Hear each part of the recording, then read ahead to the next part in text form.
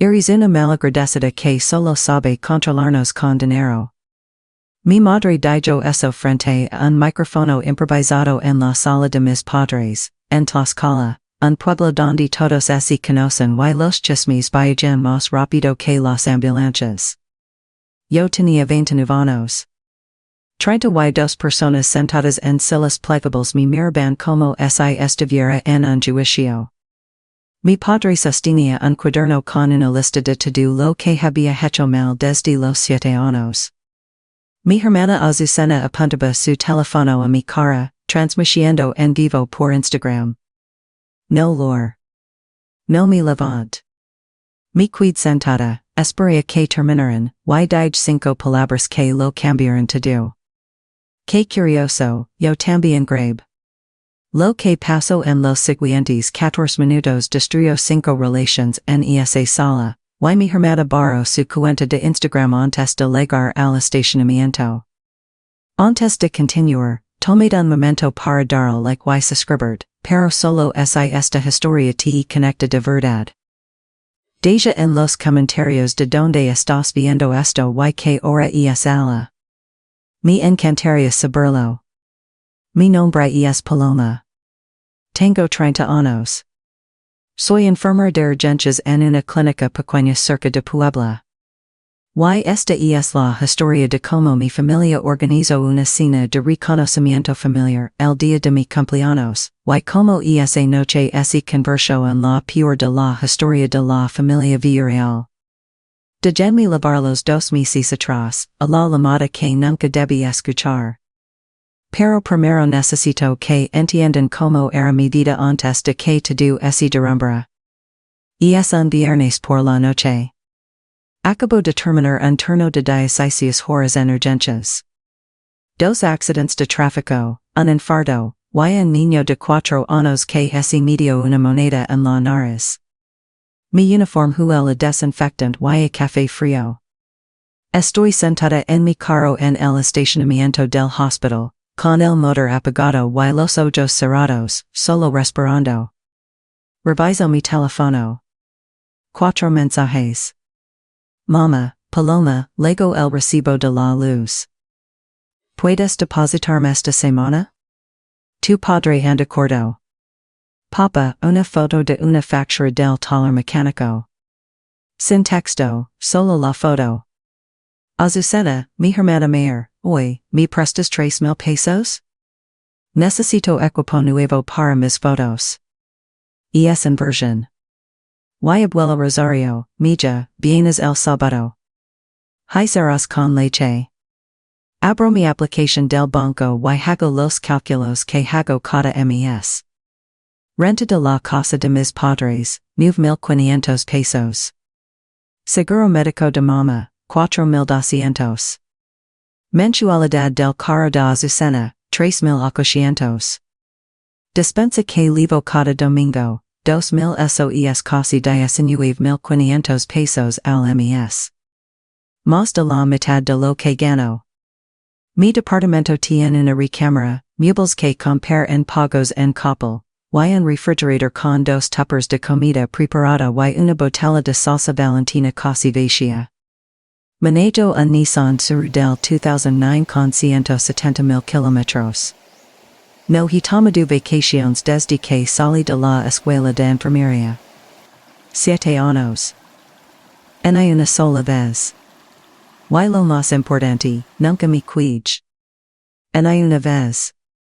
Crecí viendo a mi abuela Rosario estirar cada peso, cosa ropa en lugar de comprar nueva, y enseñarme que la familia es tsuida entre sí. Entonces yo tsuida a todos. Lo que no entendí fue la diferencia entre cuidar a alguien y que te desangran. Pero estaba a punto de aprenderlo, porque el dinero que yo mandaba no iba donde yo pensaba. La cena del domingo en casa de mis padres. Cada semana, la misma rutina. Luego a las 3 de la tarde, ayudo a mamá a preparar la comida, pongo la mesa, lavo lo que esté en el fregadero de la noche anterior. Para cuando todos se sienten, yo ya llevo una hora trabajando. Este domingo en particular, mama está radiant. Lu cuenta a papa sobre la cuenta de Instagram de Azucena. Ya tiene casi 1500 seguidores, fidel. Está construyendo su marca personal. Coaching de imagen. Papa Asian como si Azucena acaba de ganar una beca en el tecnológico. Espero una pausa. La semana pasada me promovieron, digo. Enfermera jefe de turno. Es un puesto de liderazgo. Mama estra la mano hacia la canasta del pan. Que bueno, mija. ¿Me pasas la jarra de agua? Azucena liga 50 minutos tarde. Trae una botella de vino tinto. No es caro, pero el gesto le gana un abrazo de mama en la puerta. Yo levo allí desde las 3. A mi nadie me abrazo. Se sienta frente a mí, se acomoda el cabello, y noto sus rates. Pequeñas perlas con un engaste antiguo, un destino que conozco. Que bonitos tus rates, digo. Se parecen a los de abuelo Rosario. Azucena en coach de hombres. Te amaré a mí los dio. Dice que la abuela ya no los quería. Miro a mama. De repente está muy concentrada en su sopa de fideos. Abuela Rosario sus perlas cada vez que la visito. Cada sábado sin excepción. Ella no regalo esos rates. Pero nadie en la mesa quiere hablar de eso, así que lo dejo pasar. Eso hacía yo. Dejaba pasar las cosas. Dejaba pasar los comentarios, el favoritismo, el silencio donde debía haber gratitud. Era experta en dejar pasar. Hasta la noche en que ya no pude. 2 meses antes de mi cumpleaños, un martes por la noche, pasé por la casa de mis padres a recoger un suéter que había dejado el domingo. La puerta trasera está sin llave. Siempre lo está. Entro. La luz de la cocina está encendida. Escucho voces. Mama y Azucena, al otro lado de la pared. Casi las llamo. Casi. Entonces escucho mi nombre. Lo hacemos en su cumpleaños, dice mama. Ya invita todos. La sentimos y le decimos la verdad. Que es egoísta. Que nos controla con el dinero. Que estamos hartos de vivir con miedo de que un día deje de pagar. Mi mano se congela en el marco de la puerta. Azucena se ríe. Yo grabo todo. Este tipo de contenido es lo que necesita mi pagina. Cosas reales, crudas, familiares. Mama baja la voz. Y deja de pagar. Azucena lo piensa un segundo. No voy a dejar. Lleva 7 años pagando. No dejó cuando te olvides de su graduación de la escuela. No dejó cuando papa le dijo que ser enfermera es solo limpiar y cambiar pañales. No voy a dejar por una cenita.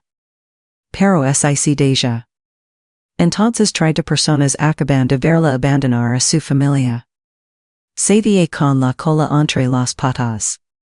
Queda atrapada de cualquier forma. Bien, dice mama. Y si hace una escena, mejor. Lo demuestra a todos que no puede con la verdad. Me quedo allí unos 10 segundos. Se sienten como 10 minutos. El pulso me late en los oídos. Las piernas me tiemblan. Retrocedo por la puerta sin hacer ruido. Me subo el carro.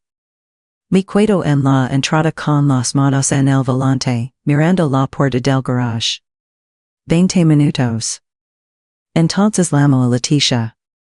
Es mi mejor amiga desde la universidad. También es abogada en un despacho de Puebla. Lo cuento todo, palabra por palabra. Escucha sin interrumpir. Cuando termino, hace una sola pregunta. Todavía tienes esa aplicación de grabación que instalaste cuando aquel paciente te amenazó el año pasado? La tengo. La instale cuando la familia de un paciente amenazó con demandar a la clínica. Leticia me la había recomendado. No labores, dice. Y empieza a usarla. Esa noche no plani venganza. Plani supervivencia. Solo que todavía no sabía cuánto la iba a necesitar. Durante los siguientes días, hago lo que mejor es mi da. Hago una lista. No de emociones. De consecuencias. Si la intervención sucede y yo me quedo sentada aguantando, 32 personas salen de esa sala creyendo que soy la hija egoísta que destruye su familia. 32 personas en un pueblo donde todos se conocen. 4 de esas personas trabajan en mi clínica. Mama los invito. Me entero por Leticia, que me manda capturas de pantalla de un grupo de WhatsApp. Mama lo escribió a la doctora Mendoza, mi supervisora directa, a Hugo del Laboratorio, y a la licenciada Quiroga de Recursos Humanos. Les dijo que era una cena sorpresa de cumpleaños y que lo encantaría que las personas que más quieran a Paloma la acompañen en esta noche especial. Noche especial. Así la llamo. Si la doctora Mendoza se sienta en esa sala y ve a mi madre destrozar mi carácter públicamente, cada interacción que tenga con ella después queda filtrada por eso. Su propia familia piensa que es un problema. En una clínica pequeña, la reputación es moneda de cambio, y mi madre está a punto de llevarme la quiebra. Si peleo en la intervención, ese discuto, ese levanto la voz, me convierto en la prueba. ¿Ven? Exactamente de eso estamos hablando. Si no me presento, mama le dice a todos que en siquiera vino. Así de egoísta es. Tres puertas. Todas son trampas. Se lo explico a Leticia en su carro, en el estacionamiento de una cafetería. Mis manos envuelven un vaso de café que no estoy tomando. Ella le da un sorbo a su americano y dice, ellos montaron el escenario. Tú no eliges al público, pero puedes elegir que se presenta. ¿Qué significa eso? Que necesitas una cuarta puerta. La miró. Me mira.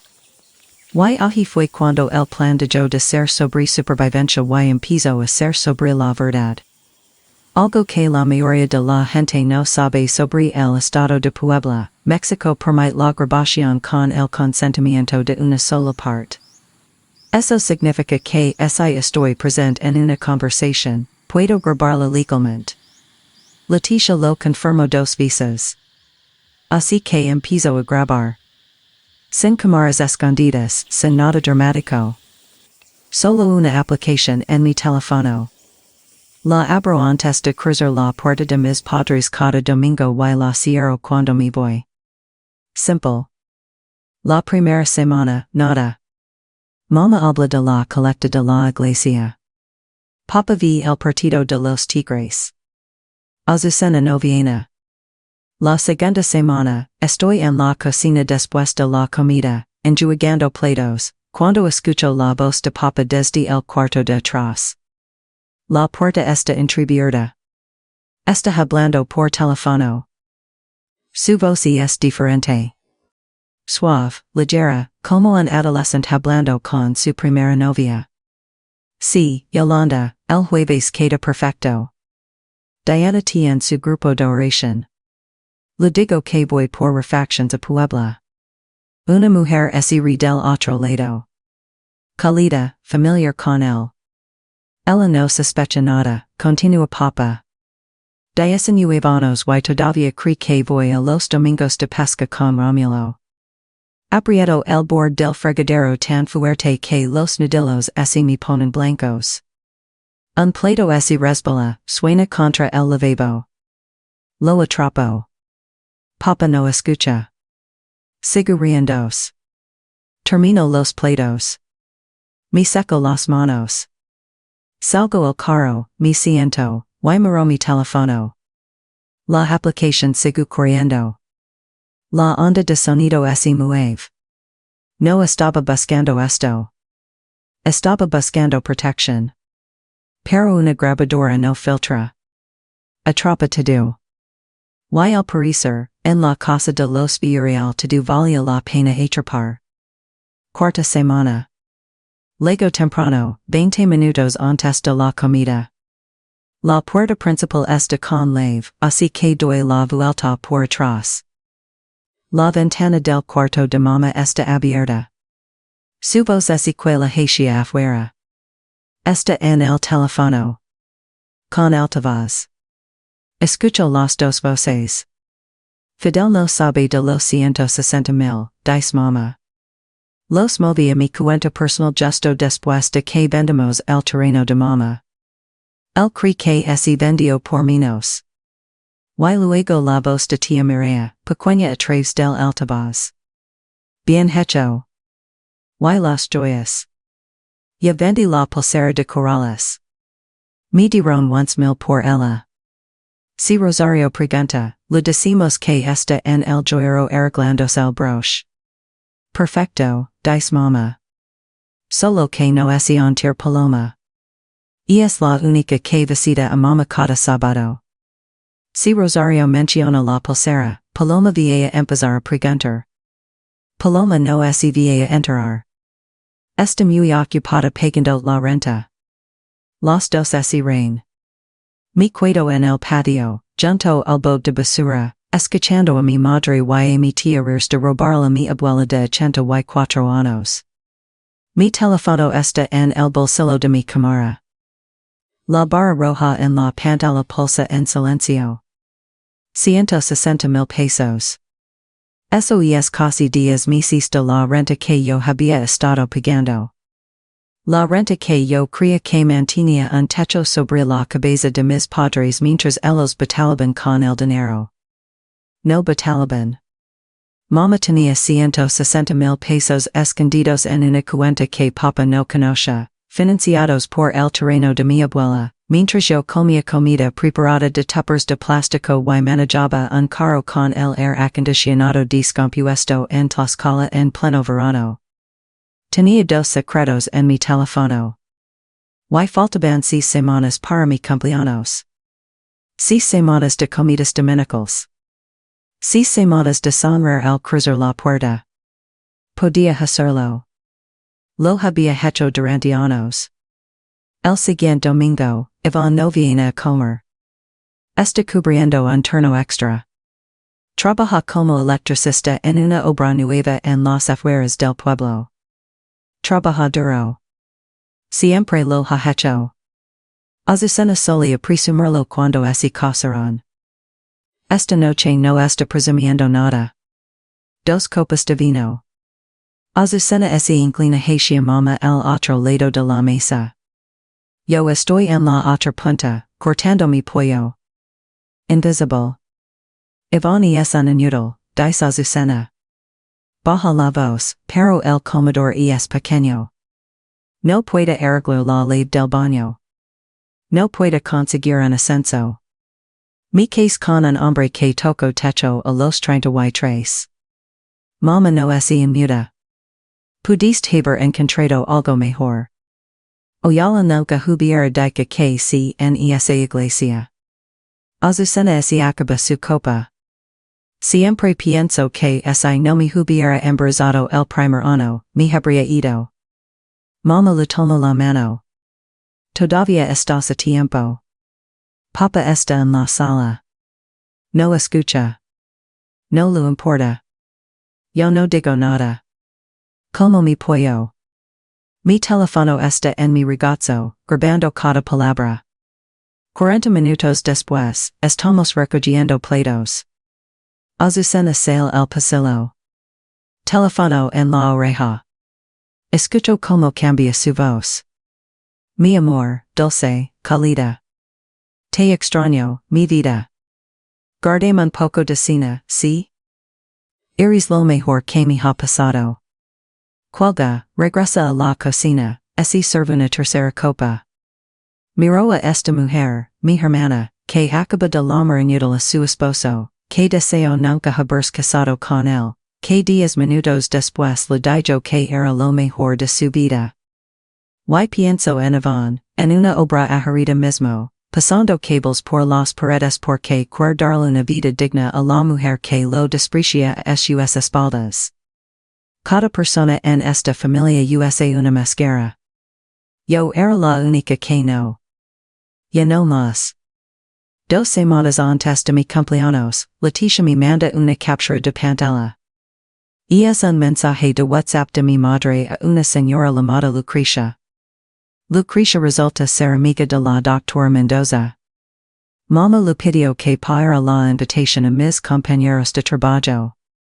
El mensaje dice, nos encantaría que los compañeros de Paloma estuvieran allí. Es una noche especial. Queremos que las personas más importantes en su vida la acompañen. La acompañen. Luego Leticia me manda una segunda captura. Mama lo escribió directamente a la doctora Mendoza. A mi supervisora. La mujer que firma mis horarios, mis evaluations, mi futuro en esa clínica. Doctora Mendoza, usted conoce Paloma desde hace años. Creo que significaría mucho para ella que usted estuviera presente. Los manos me tiemblan.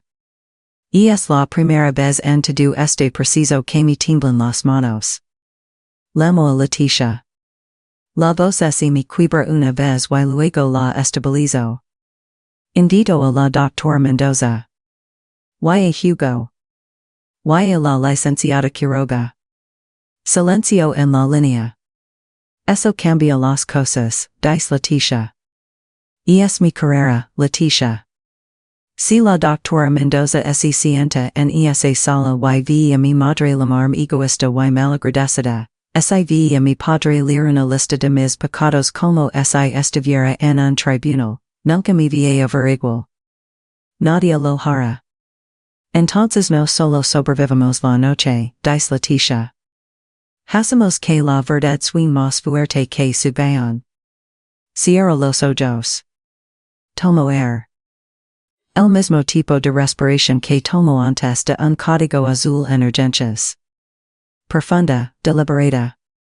Separando el pánico del protocolo. Mi madre convirtió mi cumpleaños, su sala, y mi lugar de trabajo en una sola invitación de destrucción. Creo que había cubierto todos los ángulos. No sabía que existía una cuarta puerta. Leticia y yo nos vimos en su carro afuera de un Oxxo, días antes de mi cumpleaños. Motor apagado, el sol pegando en el parabrisas. Reglas, dice Leticia. Cuenta con los dedos. 1. Entras como si fuera una fiesta normal. Sonríes. Saludas a la gente. No das señales de nada. Está bien. 2. Cuando empiezan, los dejas hablar hasta que terminen. No interrumpas. Bien. 3. Cuando acaben, pides hablar en privado. Una vez, con calma, con claridad. ¿Podemos hablar de esto a solas? Solo la familia. Si dicen que no. Esa es la regla 4. Si se niegan a parar, si insisten en hacerlo frente a 30 personas, entonces se reproducen las grabaciones. Su decisión, su escenario, tu verdad. Asiento. México permite grabación con consentimiento de una parte, dice por tercera vez. Estuviste presente en cada conversación que grabaste. Es legal. Las consecuencias son sociales, no penales. Nadie va a la cárcel, pero nadie se esconde tampoco. Miro mi teléfono. 4 archivos en una carpeta que title respaldos. No porque sea ingeniosa. Porque eso es lo que son. Archivo 1, Papa y Yolanda. Archivo 2, Mama y Tía María, el dinero y las joyas. Archivo 3, Azucena sobre Iván. Archivo 4, Mama y Azucena planeando la intervención. Los respaldo en la nube. Le mando copias al correo de Leticia. Una cosa más, dice Leticia. Se estará el asiento trasero y pon una bocina Bluetooth pequeña en el tablero. Negra, del tamaño de una lata de refresco. El altavoz de tu teléfono no alcanza para 30 personas. La levanto. Y es ligera. No parece gran cosa. No tienes que gritar, dice. Solo tienes que dar play. Oyala no la necesite. Pero ya dejé de esperar mucho de mi familia. Sábado por la mañana.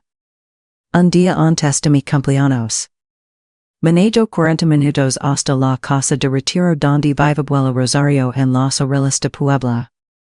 Su cuarto huele a crema de lavanda y libros viejos.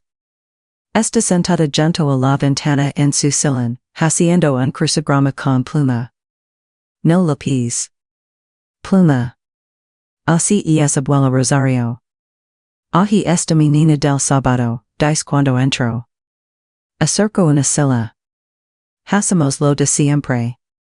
Me cuenta historias del abuelo Anselmo. Lu levo dulces de tamarindo. Dimos 15 minutos de una telenovela juntas, aunque la vimos. Entonces, dice durante un comercial, mañana es el gran día. ¿Tu madre está organizando algo? Sí. Bien. Se acomoda los lentes. Espero que sea algo bonito. No contesto. Abuela Rosario estira la mano y toma la mía. Su piel es delgada como papel, pero su hogar es firme. Tu abuelo siempre decía que las mujeres viriles son ruidosas, pero las fuertes son calladas. Lu aprieto la mano. Luego pregunta por las joyas. Así como quien no quiere la cosa. Como siempre pregunta. Como es ella supera la respuesta pero quisiera ver si tu vas a decir la verdad. Mireia iba a traerme mi pulsera de corales el mes pasado. La del broche de plata. No la he visto. Traigo saliva. Sé que esa pulsera fue vendida por 11,000 pesos.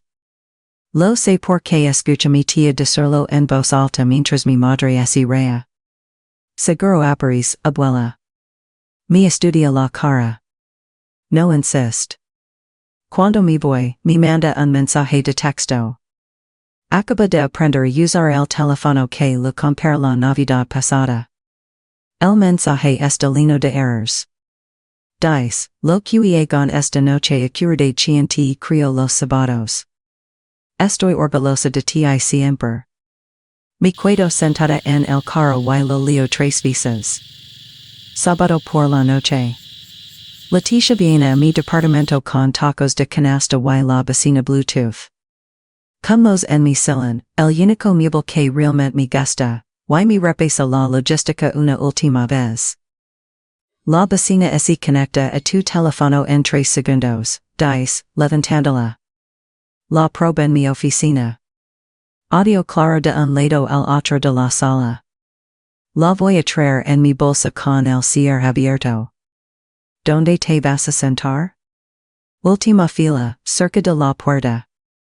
Si algo así sale de control, ahí estoy. Levanto la bocina. Es tan pequeña. Un cilindro negro de plástico. Mañana en la noche, puede ser lo más ruidoso de esa sala. Si no la uso, digo, nos vamos a casa, comemos pastel, y me paso los 30 en terapia. Leticia no se ríe. Y si la usas, al menos esta vez la vergüenza la sienten las personas correctas. Hace una pausa, un taco a medio camino de su boca. Paloma, necesito que entiendas esto. En el momento que lo play, no hay marca atrás. La aventura de tu papa, el dinero de tu mama, lo de Azucena y Iván. Todo queda al descubierto frente a todos. No hay versión de mañana en la noche donde las cosas vuelven a la normalidad. Leticia, lo normal es que yo pague su renta mientras planean humilarme en público. Lo normal es que mi hermana le minútil a su esposo y luego grade mi intervención para contenido de Instagram. Lo normal nunca fue bueno. Agent despacio. Nos quedamos en silencio un minuto. El departamento está calado. Mi telefono sobre la mesa. Cuatro archivos de audio alineados en fila. Cada uno es una puerta que solo se abre desde un lado. Intenta dormir, dice el urs. No duermo. No porque tenga miedo. Porque determinada en ser lo que voy a decir cuando ellos digan de hablar. 2 de la mañana. Estoy sentada en mi cama con la luz apagada, audífonos puestos, escuchando las grabaciones una última vez. Archivo 1. La voz de papa, relajada y descuidada. Sí, Yolanda, el jueves. Diana tiene su grupo de oración. Su risa. Una risa que nunca escucho en la mesa del comedor. Archivo 2. Mama y Mireia. Fidel no sabe de los 160,000. Y Mireia, suave como mil, ya vendí la pulsera. Me dieron once mil. Archivo 3. Azucena, valiente por el vino y amarga. Ivani es un inútil. Oyala nunca hubiera dicho que sí. Y 40 minutos después, dulce como un domingo por la mañana, eres lo mejor que me ha pasado, mi amor. Archivo 4. El que empiezo todo. La voz de mama, tranquila y organizada. Como cuando planea una colecta de la iglesia. Lo hacemos en su cumpleaños. Lo decimos que es egoísta. Si Laura, mejor. Me quito los audífonos. El departamento está en silencio. La luz de la calle proyecta una barra anaranjada en el techo. Mi familia está construyendo una sala de juicio en su propia casa. Escribieron los cargos, invitaron a los testigos, ensayaron el testimonio. Hasta contrataron el equipo de cámaras, mi propia hermana, transmitiendo en vivo mi juicio para desconocidos en internet. Y no tienen idea de que la acusada tiene más que decir de lo que cualquiera en esa sala quiere escuchar. Conecto el teléfono, pongo la alarma a las 9, cierro los ojos. Mañana es mi cumpleaños. 30 años. Siempre pensé que cumplir 30 se sentiría como una celebración, un comienzo. En cambio, se siente como un veredicto. Pero esto es lo que ellos no saben. El veredicto no es mío. Es de ellos. Quiero ser honesta con ustedes. La noche anterior, casi no voy. Casi hago una maleta y manejo al departamento de Leticia y me paso mi cumpleaños comiendo helado y fingiendo que nada de esto estaba pasando. Pero esto fue lo que me detuvo. Si no me presento, ellos cuentan la historia sin mí. 32 personas escuchan su versión y yo me convierto en la villana que no pudo ni enfrentar a su propia familia. Así que déjenme preguntarles, ¿qué habrían hecho ustedes? ¿Habrían entrado a esa sala, o si habrían cuidado en casa? Díganme en los comentarios. Llego a la casa de mis padres a las 6:15. Los carros están estacionados en ambos lados de la calle. Cuento once, doce. Más que una cena de cumpleaños. Más que una fiesta sorpresa. Mi teléfono está cargado. La aplicación está abierta. La bocina ya está conectada. Me aliso la blusa. Me reviso en el espejo retrovisor. Tomo un respiro. Entro por la puerta principal. La sala ha sido reacomodada. El salón está arrinconado contra la pared. La mesa de centro desapareció. En su lugar, 4 filas de sillas plegables, tal vez 8 en cada una, todas mirando hacia un punto al frente del cuarto donde está un micrófono sobre un pedestal prestado de la iglesia.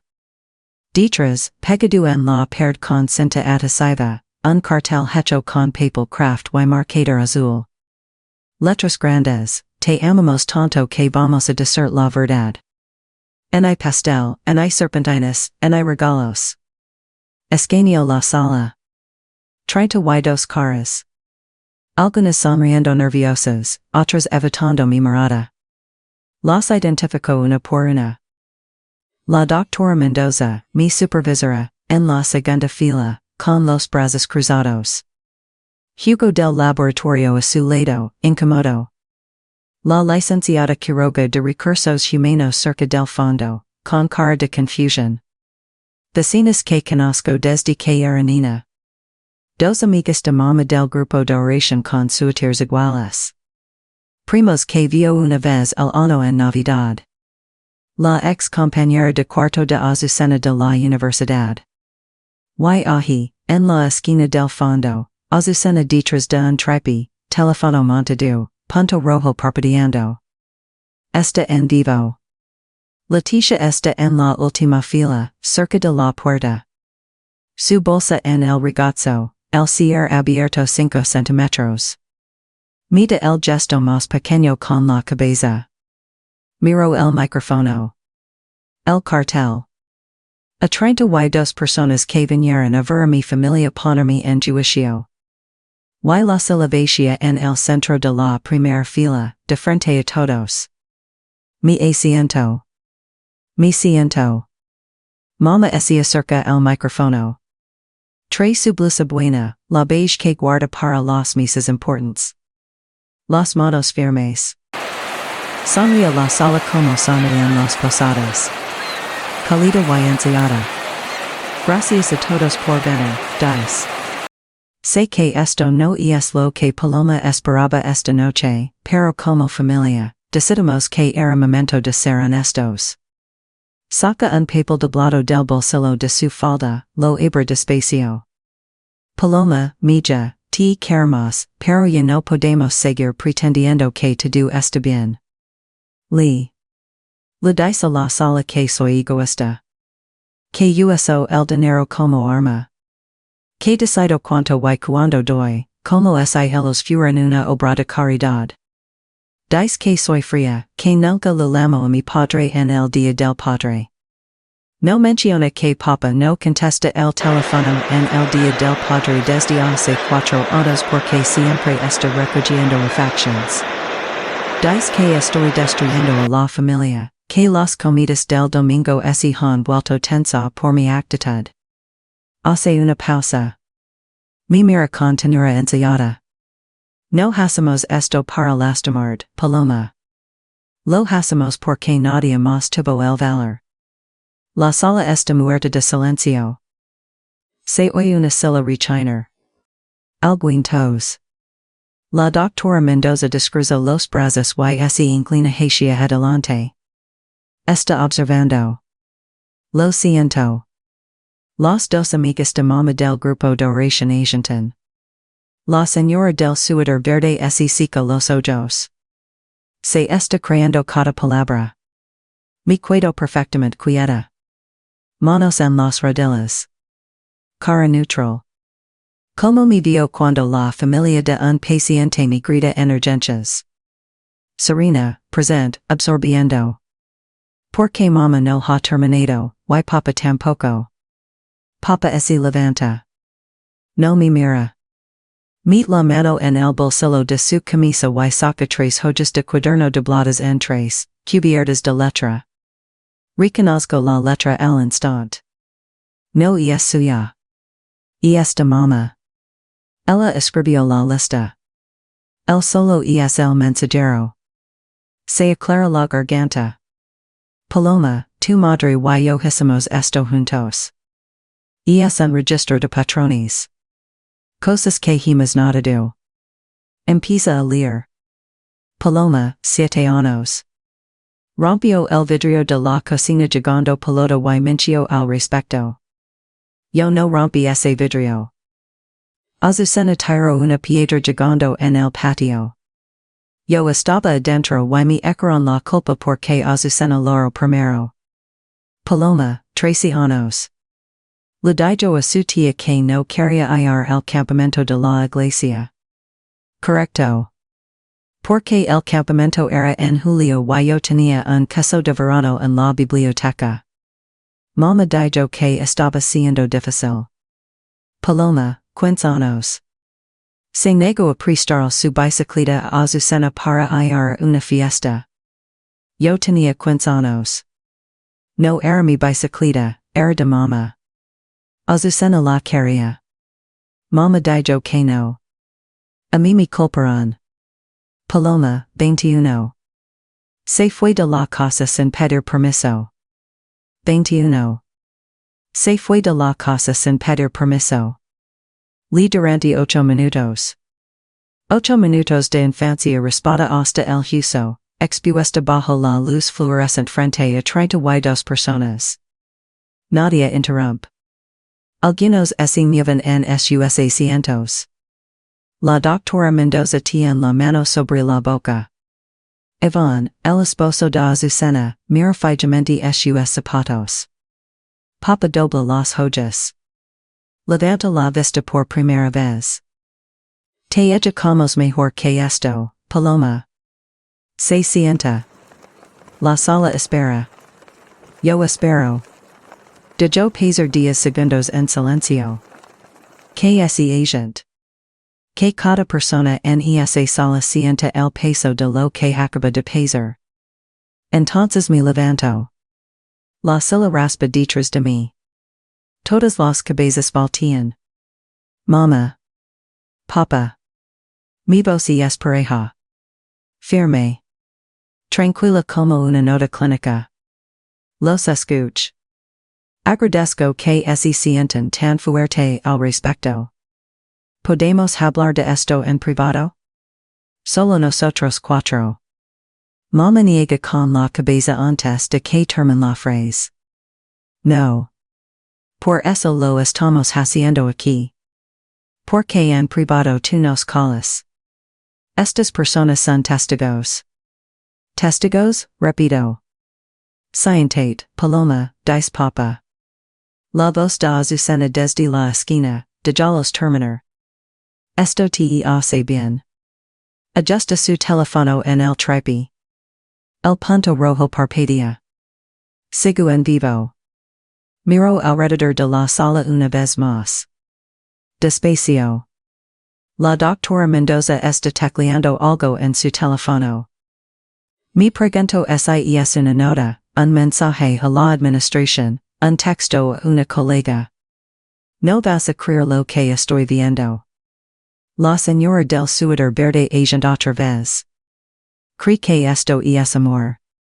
Cree que está presenciando una familia que se quiere lo suficiente para ser honesta. Miró a Leticia. Está muy quieta. Su mano descansa sobre la bolsa abierta. Adentro, la vecina espera. Miró a Iván. Está viendo el tripe de Azucena con una expresión que reconozco de urgencias. Confusion convirtiéndose en miedo. Tomo el mismo que tomo antes de dictar una hora de fallecimiento. No porque esto sea el fin. Porque es el comienzo de algo que ya no se puede deshacer. Está bien, digo. Ya tuvieron su turno. Abro mi bolsa.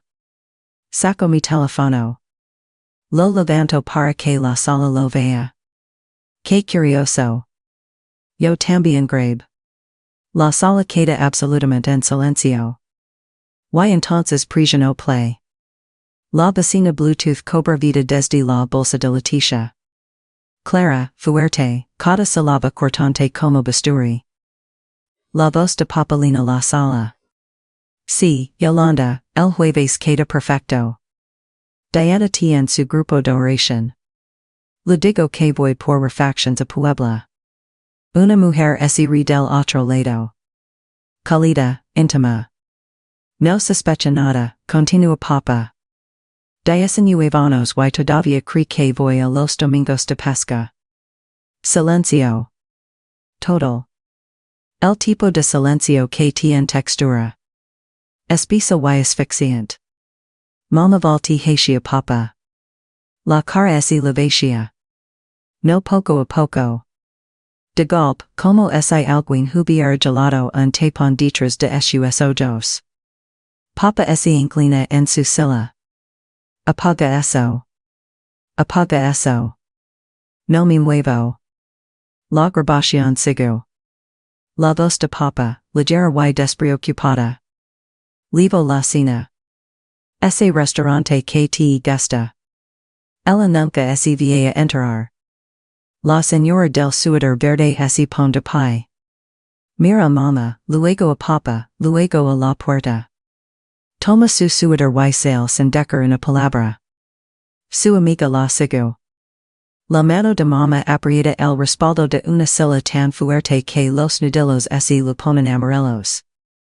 Está mirando a papa. No a mí. A él. Fidel, susurra. Diana, no es lo que tienes que entender, diecinuevanos. Le tiembla la voz. Pesca con Romulo. La sala vibra. La gente se mira entre sí, mira el piso, mira a la pared. La doctora Mendoza ha puesto su teléfono boca abajo sobre su pierna. Toco la pantalla. La grabación se detiene. Miro a la sala. Mi voz es pareja. Tranquila como una nota en un expediente. Esa es la grabación uno. Pausa. Hey tres más. Nadie respira. Nadie se mueve. El cartel detrás de mí, te amamos tanto que vamos a decir la verdad, nunca ha sido más irónico. Presiono play en el segundo archivo. La voz de mamá esta vez. Segura, conspiradora. El tono que usa cuando cree que nadie importante está escuchando. Fidel no sabe de los 160,000 los moví a mi cuenta personal justo después de la venta del terreno de mamá. Él cree que se vendió por menos. Y luego tía María, pequeña atrás del altavoz en la grabación. Bien hecho. Y las joyas. Ya vendí la pulsera de corales. Me dieron once mil si Rosario pregunta, le decimos que está en el joyero arreglándose el broche. Papa volti hacia mamá. La cara le tiembla. Mitad culpa por la primera grabación, mitad furia por la segunda. 160,000 pesos, dice. Del terreno de tu mamá. Me dijiste que se vendió en 40,000. Fidel, eso está fuera de contexto, tía María, que está en la tercera fila, ese pan de pie como si la silla lo hubiera quemado. Diana, tú me dijiste que nadie se iba a enterar. La sala estela. No gritos. Murmulos. Una ola baja de incredulidad susurrada. Un primo que apenas conozco se inclina hacia María. ¿Vendiste la pulsera de la abuela Rosario? ¿La de corales? La boca de María se cierra de nuevo. Nada sale. La amiga de mamá del grupo de oración, la segunda, la que se había cuidado, ese pan de pie ahora, agarrando su bolsa. Mira a mamá con una expresión que solo puedo describir como revisión. Como si estuviera repasando cada conversación que han tenido bajo una nueva luz. Se Virginia papa agarra sus rodillas. Mamá está sola junto al micrófono. Nadie cerca de ella. El micrófono sigue en su pedestal, pero bien podría ser un monumento a algo que acaba de morir. Detengo la grabación. Esa fue la dos. Cuatro relaciones quebrándose en tiempo real. Y todavía me quedan dos archivos. La sala ya no me está mirando a mí. Se están mirando entre ellos. Miro a Azucena. Está parada detrás de su tripe, pero el punto rojo ya no está. En algún momento durante las primeras dos grabaciones, cortó la transmisión. Pero no importa. Cientos de personas ya vieron la primera mitad. El dano ya está en la nube. Tiene los ojos muy abiertos. Sabe lo que viene. Presiono play. La voz de Azucena, ligeramente arrastrada por el vino, llena la sala. Iván es un inútil. No puede arreglar la leve. No puede conseguir un ascenso. Me case con un hombre que tocó techo a los 33.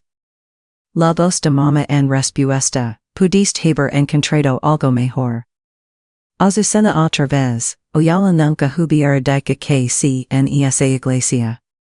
El audio es cristalino. Cada consonant, cada respiration. Iván está en la segunda fila. Estaba sentado con las manos centralizadas entre las rodillas, confundido y calado durante todo lo anterior. Ahora se queda quieto. Un tipo diferente de quietud. No de shock. Quietud de reconocimiento. Como un sonido que siempre sospecho pero nunca escucho claro, que de pronto liga en alta definición. Se levanta despacio. No me mira a mí. No mira a mamá ni a papa ni a Maria. Mira a Azucena. Ella lo vi. La cara ese le derrumba. Iván. Espera. Eso no es, no lo digan serios.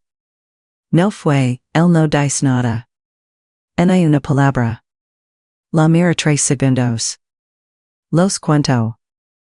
Y entonces camina por el pasillo central entre las sillas plegables y sale por la puerta principal. No la azota. Solo la cierra.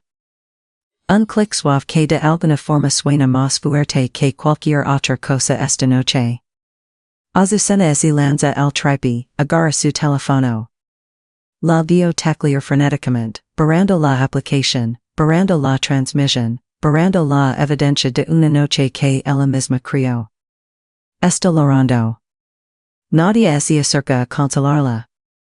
El último archivo. Casi no lo reproduzco. La sala ya está hecha pedazos. Pero este no es sobre secretos. Este es sobre mí. Sobre esta noche. Sobre el hecho de que nada de esto fue nunca una intervención. Fue una actuación escrita por mi madre, protagonizada por mi padre, producida por mi hermana, con 32 extras involuntarios y sillas plegables. Prisiono play. La voz de mamá hace 2 meses, en la cocina donde crecí. Lo hacemos en su cumpleaños. La sentimos. Lo decimos que es egoísta. Si Laura, mejor. Lo demuestra a todos que no puede con la verdad. Azucena, yo grabo todo. Mi página necesita este tipo de contenido. Cosas reales, crudas, familiares. Mama, y esa amenaza con dejar de pagar la renta, le decimos a todos que está abandonando a su familia. No voy a arriesgarse. La grabación termina. Dejo que el silencio se sostenga. 32 personas ahora saben la verdad. No la versión de mi madre. No la versión del cartel. No la versión de la lista de 3 páginas. La verdad real. La doctora Mendoza toma su teléfono de su pierna. Lo guarda en su bolsa lentamente, deliberadamente. Se lo vio en la cara. Ya no está confundida. Está recalculando todo lo que le dijeron sobre esta noche. Papa está desplomado en una silla plegable, la barbilla contra el pecho. Mama está sola al frente de la sala. Nadie cerca. El micrófono sigue en su pedestal, pero bien podría ser una lápida de algo que acaba de morir. Bajo mi teléfono. Esa es la última, digo. Tranquila. Sin triunfo, sin filo. Solo un hecho. Ahora todos saben exactamente quién es la egoísta en esta familia. Pausa. No soy yo. Necesito hacer una pausa aquí. Cuando reproduce esas grabaciones, mis manos estaban firmes. Mi estómago no. Porque sabía que en el momento en que presión play, no había marca atrás. Nadie en esa sala volvería a verse igual. Incluyéndome. Entonces déjenme preguntarles, ¿creen que fui demasiado lejos? ¿O creen que debí haber reproducido las grabaciones antes, en el momento en que mamá tomó el micrófono? Díganme en los comentarios. Y siguen aquí, gracias. La historia no ha terminado. Lo que paso después es la part que realmente cambió mi vida. La sala parece el resultado de algo. Porque lo es. Azucena salió corriendo detrás de Van. Mireia está sentada con los brazos alrededor de sí misma, mirando la alfombra. Papa en un extremo de la sala. Mama en el otro. La distancia entre ellos son 4 sillas plegables y una mentira de 10 inuivanos. Guardo mi teléfono en la bolsa. Mi paro derecha. No levanto la voz. Quiero decir esto una vez con claridad para que no haya confusión. La sala me mira. A partir de esta noche, yo no voy a pagar la renta de esta casa. Yo no voy a cubrir la prima del seguro médico. Yo no voy a hacer los pagos del carro de Azucena. Cancel todas las transferencias automáticas. Efectivo a medianoche. La cabeza de mamá gira hacia mí. No puedes hacer eso. Dependimos de mí, digo. No al revés. Y acaban de pasar 30 minutos diciendo a 32 personas lo terrible que soy. Así que les estoy dando exactamente lo que pidieron. Una vida sin mi egoísmo. Alguien en el fondo, un primo creo, deja escapar un silbido bajo. La doctora Mendoza agent discretamente. Lo noto por el rabillo del ojo. Mama abre la boca, la cierra, la abre de nuevo. Paloma, esto no es, estás exagerando. Pedí hablar en privado. Dijiste que no. Pedí que paren. Dijeron que no. No estoy exagerando. Estoy respondiendo. Miró a Leticia. ¿Lista? Se levanta, se cuelga la bolsa al hombro y camina hacia mí. Mi volteo hacia la sala una última vez. Gracias por venir. Lamento que no fue la fiesta que esperaban. Y camino hacia la puerta. La intervención de mi madre terminó. Pero la mía acaba de empezar. Estoy a 3 pasos de la puerta cuando la doctora Mendoza se levanta. En 5 años de trabajar con ella, la he visto defender muchas cosas. Derechos de pacientes, ratios de personal, protocolos de seguridad. No es una mujer dramática. Habla como alguien que sabe que la autoridad no requiere volumen. Paloma. Me detengo. Se abrocha el saco. De un paso hacia el pasillo. He trabajado contigo 5 años.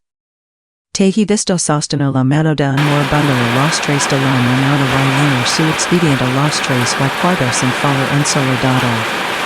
Sé exactamente quién eres. Hace una pausa. Esto no cambia nada en mi clínica. Excepto que tal vez mi respeto por ti acaba de subir. Lo dice volumen normal, pero en esta sala, en este momento, autoriza como un veredicto. Hugo se levanta también. Agarra su cámara. Yo te llevo a tu casa. No deberías estar sola esta noche. Siento algo moverse dentro de mi pecho. No es alivio exactamente. Pero lo más cercano. Como solta una bolsa que no me había dado cuenta que cargaba. Paso junto a mamá al salir. Me agarra la manga. Le tiemblan los dedos. Paloma. Por favor. Me detengo. Vio su mano en mi brazo. Luego su cara. Mama, tú tenías un micrófono. Yo tenía un teléfono. Me suelto la manga con cuidado. La diferencia es que el mío dijo la verdad. Salgo por la puerta. No la azoto. La cierro igual que Iván. Suavemente. Con un clic. En el Porsche, revisa mi teléfono. Un mensaje de abuela Rosario enviado hace 2 horas. Ella se duerme temprano. Feliz cumpleaños mi niña. Tú eres lo mejor de nosotros. Presionó el teléfono contra mi pecho y me quedo ahí en el aire fresco de Tlaxcala hasta que Hugo trae el carro. Hugo Maneja. Leticia Van el Asiento de Atrás. Nadia habla durante los primeros 2 minutos. El único sonido son las llantas sobre el asfalto mojado y el zumbido bajo del aire acondicionado.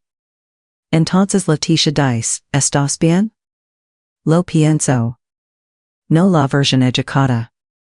La real. Todavía no sé, digo. Agent.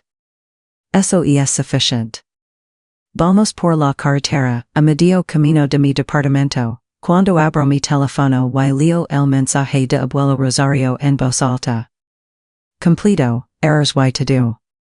Lo que con esta noche ocurre chiente creo los sábados. Estoy orgullosa de ti siempre. Las manos de Hugo se aprietan en el volante. Leticia hace un sonido desde el asiento de atrás. No está llorando. Pero casi. Tu abuela, dice Hugo, suena como el tipo de mujer que yo quería en mi intervención. Me río. Y es la primera vez que me río en toda la noche, y el quebrada y mojada. Leticia se inclina entre los asientos. Ella te crió bien, Paloma. Todo lo demás es ruido. Llegamos a mi edificio. Mismo estacionamiento, mismo asfalto agrietado. Pero algo SEV diferente esta noche. Más limpio quizás. O simplemente mío. Abro mi puerta, entro, dejo la bolsa en la barra. 28 mensajes sin leer en mi teléfono. No los abro. No esta noche. Abro mi aplicación del banco en su lugar. 3 transferencias automáticas. Renta, 9,500. Seguro, 4,200. Pago del carro, 3,800. Cancelo las 3 una por una. Confirmer. Confirmer. Confirmer. Listo. Entonces me siento en la orilla de mi cama en la oscuridad y escucho nada. Ninguna llamada que regresar. Ninguna cuenta que pagar por alguien más. Ninguna comida del domingo que preparar. Por primera vez en 7 años, mi quincena es solo mía. Es calado. Es pequeño. Es todo. Lunes. El día después. Papa se va de la casa. Sin drama. Sin maletas en el jardín. Solo empaca una mochila y maneja a la casa de su amigo Romulo. No le dice mamá. Ella regresa del mandado y encuentra su lado del closet medio vacío. Mi llama dices y avisas ese día. No contesto. No porque la esté castigando. Porque no tengo nada más que decir. Día 3. Azucena llama. Está llorando tan fuerte que apenas la entiendo. Ivan medio los papeles de divorcio. No me habla. Cambió las chapas. Lo siento, Azucena. Tu destruiste mi matrimonio. Cierro los ojos. Sostengo el teléfono a un centímetro de mi oreja. Tu destruiste tu matrimonio en esa cocina hace 6 semanas. Yo solo le di play. Cuelga. Día 5. Mi llama un primo que no me había hablado en años. Me dice que llamo abuelo Rosario para preguntar por la pulsera de corales. Rosario dijo, ¿mi pulsera? Me dijeron que estaba en el joyero arreglándose el broche. Eso fue hace 4 meses. Él confrontó a Mireia. Ella admitió que la vendió. Le contó al resto de la familia. El teléfono de Mireia lleva 3 días en silencio. Rosario me pidió que fuera el sábado. Quiero escucharlo de ti, dijo. No de ellos. Día 7. Mama publica un estado en Facebook. Largo, emotional, nuestra familia está pasando por un momento difícil. Les pido sus oraciones y su comprensión. Nadia le da like. Nadia comenta. Los dos amigos del grupo de oración laboran de sus contactos. Una semana. Eso fue todo lo que hizo falta. No para que las cosas se cayeran. Se habían estado cayendo durante años. Una semana para que el pegamento se disolviera. Y el pegamento era yo. Siempre fui yo. Pasa un mes. El polvo no se asienta. Se reacomoda. Me siento con mi aplicación del banco y una taza de café y hago las cuentas que debí haber hecho hace años. Esos 19,500 pesos al mes que mandaba a la casa. Aquí es donde van ahora. Préstamo estudiantil liquidado en 5 semanas. El saldo restante eran 48,000 pesos. Se fueron. Abro una cuenta de ahorro para el retiro por primera vez en mi vida. Tengo 30 años y nunca había puesto un peso en mi propio futuro. Programa depósito automático. 2,500 al mes para empezar. No es mucho. Es mío. Reservo un fin de semana para visitar abuelo Rosario. No el viaje de 40 minutos de cada sábado. Una visita de verdad. 2 días, un hotel cerca, para pasar las mañanas con él sin prisas. En la clínica, nadie menciona esa noche. En una vez. La doctora Mendoza me saluda como siempre. Gesto breve, directo al trabajo. Pero me asigna el nuevo comité de protocolos de trauma. Es más responsabilidad. También es confianza. La acepto. Hugo y yo empezamos a almorzar juntos cada miércoles. Nunca lo habíamos hecho.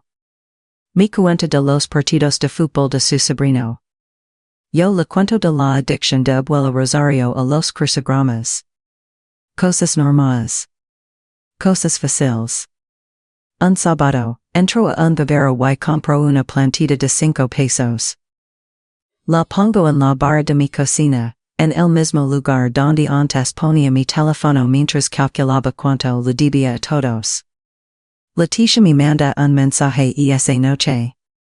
¿A qué sabe la libertad?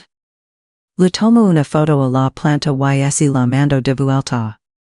A una planta de 5 pesos del vivero. Me manda una fila de emojis riendos. Sonrío viendo mi teléfono en mi departamento vacío y no se siente vacío para nada. 6 semanas después, salgo de la clínica después de un turno doble. Me duelen los pies. Mi uniforme huele antiséptico. Estoy pensando en pasta recalentada y mi silen. Entonces la vio. Mamá está parada junto a mi carro, con los brazos cruzados, sin sudar aunque hace frío. Paloma. Mamá. Soy tu madre. No puedes simplemente cortarme. Abro el carro, pongo mi bolsa en el asiento del copiloto. No te corte a ti. Corte el dinero. Son 2 cosas diferentes. Necesitamos hablar. Pues habla. Se endereza. Levanta la barbilla. Haz lo que cree correcto. Esa intervención vino del amor, Paloma. Aunque no puedas verlo. Me recargo en el carro. Estoy cansada. No del tipo de cansancio que se arregla demiendo. Mamá, tú escribiste el guion de papa. Invitaste a mi jefa. Lo dijiste a su cena que transmitiera en vivo. Lo planeaste para mi cumpleaños para que yo no pudiera decir que no sin parecer malagradecida. Pausa. Eso no es amor. Eso es una producción. Lo aprieta la mandíbula. Entonces, ¿qué quieres de mí? Una disculpa. Una de verdad. No un post de Facebook. No voy a disculparme por preocuparme por mi hija. Entonces por ahora, aquí lo dejamos. Abro la puerta del carro. No se mueve. Mamá, te quiero. Pero no voy a dejar que me trates como un cajero automático y luego me lames egoísta por tener un límite. Cuando estés lista para hablar de verdad, tienes mi número. Me subo, enciendo el motor, salgo del estacionamiento. En el espejo retrovisor, esta parada donde la dejé, haciendos más pequeña. Loro en el camino a casa. Primera vez desde esa noche. No de arrepentimiento. De perdida. Que era alguien y aceptar su abuso son dos cosas diferentes. Elegí quererla. Solo dejé de aceptar lo demás. Déjenme contarles donde terminó cada quien. Papa y mama se separan oficialmente. Papa vive en un departamento de una recámara cerca de la tapelería en la calle Quinta. Llamó a Yolanda después de la fiesta. La mujer de las grabaciones. No lo contestó. Resulta que Yolanda tiene un esposo, dos hijos, y una hipoteca propia. Papa era su distracción de los jueves. Nada más. Perdió a su esposa y a su fantasia la misma noche. Azucena y Iván finalizaron el divorcio 3 meses después. Iván se quedó con la casa. Su nombre estaba en la escritura. Sus pagos. Su crédito. Azucena se mudó de vuelta con mama. Dos mujeres en una casa de 3 recámaras sin nada que decirse. Borró su Instagram permanentemente. Todo el contenido, crudo y real, desapareció. Mireia intentó evadir lo de la pulsera. No pudo.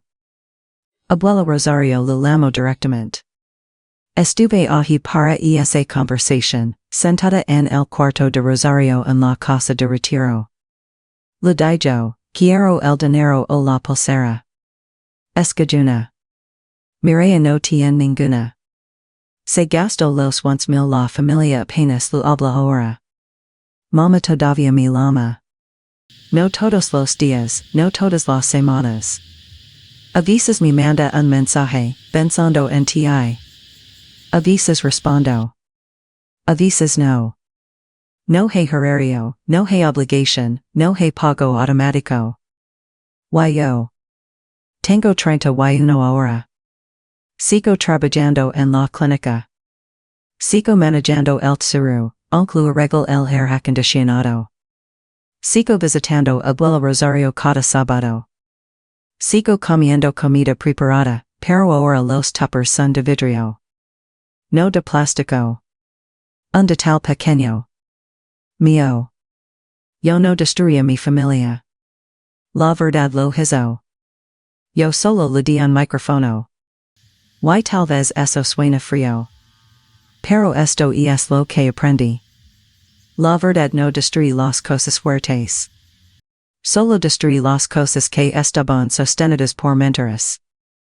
Déjenme hablarles directamente un minuto. No les estoy diciendo que vayan a grabar a su familia. No les estoy diciendo que corten a la gente o hagan una escena en la próxima cena de Navidad. Cada familia es diferente. Cada situación tiene su propio peso. Pero si están escuchando esto y algo les suena familiar, si son ustedes los que pagan las cuentas de personas que los llaman malagradecidos, o los que llegan temprano a poner la mesa mientras alguien más llega tarde con una botella de vino y se leva el abrazo, quiero que escuchen esto. No eres egoísta por tener un límite. No eres malagradecida por esperar respeto.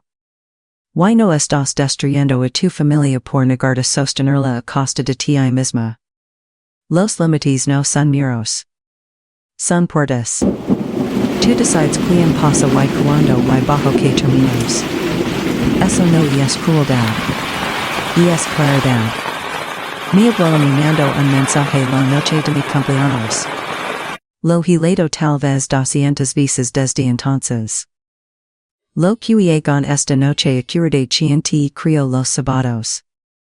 Ella me crió los sábados porque mis padres estaban demasiado ocupados, demasiado distraídos, demasiado enfocados en todo lo que no era yo. Me enseñó a hacer crucigramas con pluma. Mi enceno que la fuerza no tiene que ser ruidosa. Mi enceno que caer alguien no significa dejar que te desangren y luego culparu por la mancha. Yo creía que defender significaba gritar, azotar puertas, hacer una escena. No es así. A veces significa sentarte calada en una silla plegable mientras 32 personas te miran fijamente, y esperar con paciencia, con calma, a que te toque hablar. Y cuando llega tu turno, no gritas. Solo le das play. La semana pasada fue mi cumpleaños 31. Leticia vino. Hugo trajo a su sobrina. Dos amigas de la clínica. Una vecina que siempre me saluda en el pasillo y por fin recibió una invitación formal. 6 personas. Mi departamento. Un pastel de la panadería de la calle Hidalgo. 3 leches con fresas, porque eso es lo que abuela Rosario siempre pedía para mis cumpleaños cuando era chiquita. Las velitas estaban chuecas. Nadia las arregló. Nadia leo una lista de mis defectos. Nadia puso un micrófono. Nadia apuntó una cámara a mi cara. Abuela Rosario llamó por videollamada. Canto las mañanitas desafinada y fuera de ritmo. Y todos en el cuarto cantaron con ella.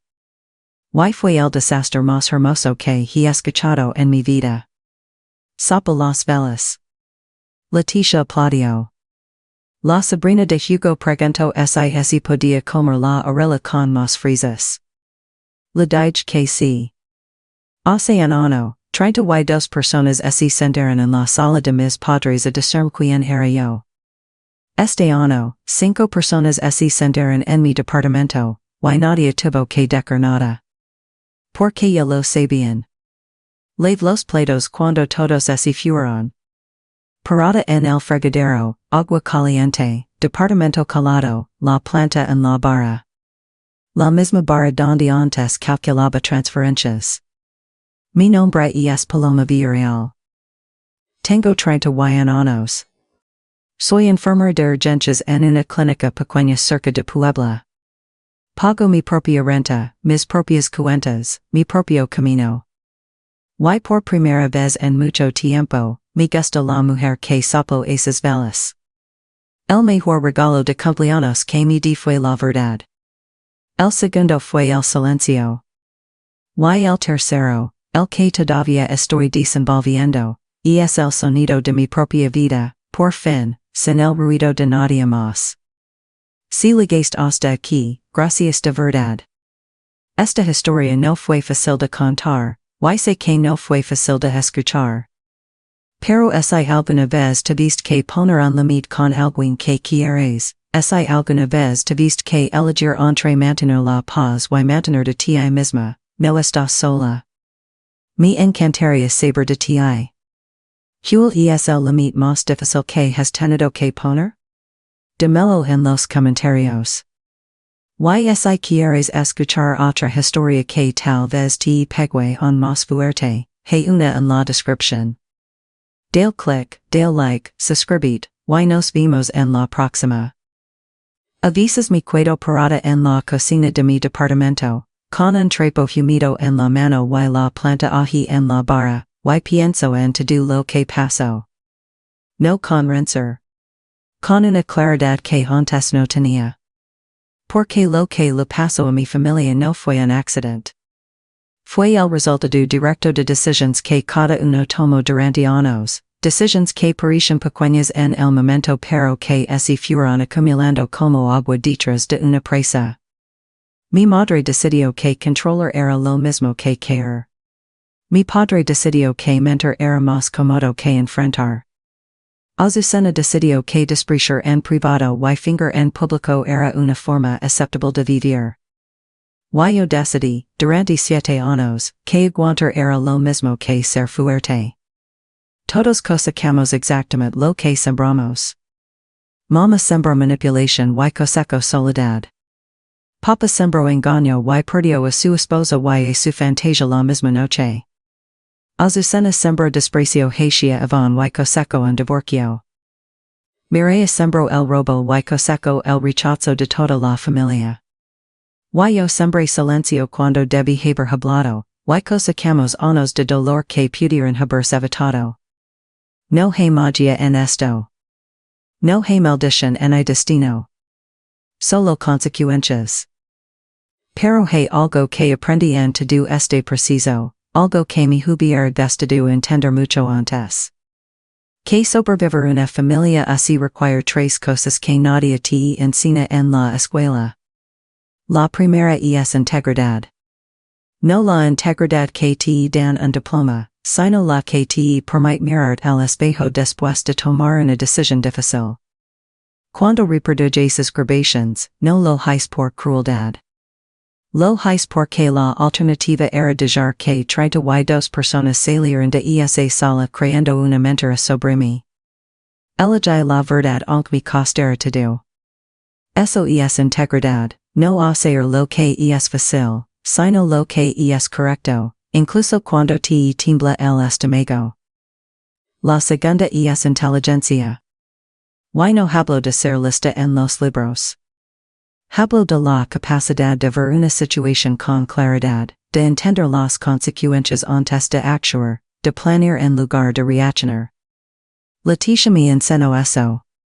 Cuando escuché la conversación de mamá y Azucena, mi primer impulso fue confrontarlas allí mismo, en la cocina, con las manos temblando y la voz quebrada. Habría sido un desastre. En vez de eso, esperé. Grabe. Consulta alguien que sabía más que yo. Prepare cada detalle. La diferencia entre una explosión emocional y una defensa efectiva no es el courage. Es la preparación. La inteligencia no es saber todo, es saber cuándo actuar y cuándo esperar. La tercera es fortaleza. Y esta es la más difícil porque la gente confunde fortaleza con dureza. No es lo mismo. Dureza es no sentir. Fortaleza es sentir todo y seguir adelante de todas formas. Yo lor manejando a casa después de ver mi madre en el estacionamiento de la clínica. Lor porque la quiero. Lor porque la perdida es real. Pero no regres. No cancel mis decisions. No volví a programar los pagos automáticos.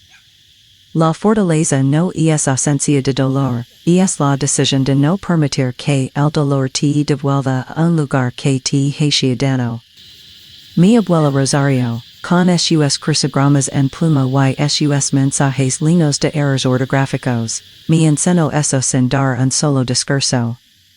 Simplemente vivió con la espalda recta, quiso con las manos abiertas, y nunca dijo que nadie le dijera que su valor dependía de cuánto estaba dispuesta a sacrificar. Integridad para elegir la verdad. Inteligencia para saber cómo y cuándo. Fortaleza para sostener la decisión cuando todo duele. Esas tres cosas no me las dio mi familia. Me las construí yo. Y son lo único que nadie me puede quitar.